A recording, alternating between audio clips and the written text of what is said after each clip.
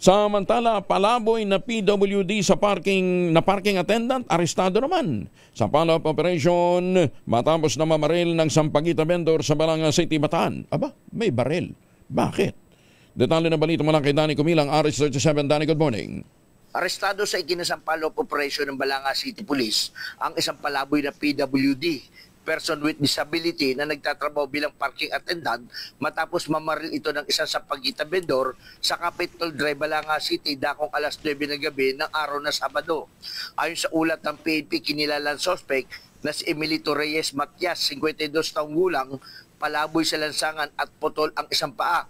Nahuli siya sa kanyang pinagtataguan sa Mahogany Street, Barangay Alangan, Limay, Bataan ng mga tauhan ni Balanga City PNP Chief Police Colonel Victor A. Cacnac.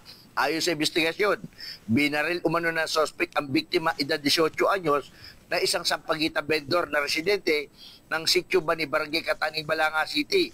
Tinamaan ang biktima sa kanang bahagi ng dibdib na tumagos sa likod. Sa kasalukuyan, patuloy itong ginagamot sa ospital. Base sa salaysay ng mga saksi, bago ang insidente, narinig umano sumisigaw ang suspect sa nakababatang kapatid ng biktima.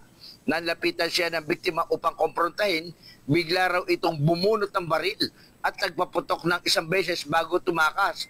Na-recover mula sa suspect na maaresto ang isang 38 caliber revolver na may 5 bala at isang basyo ng bala.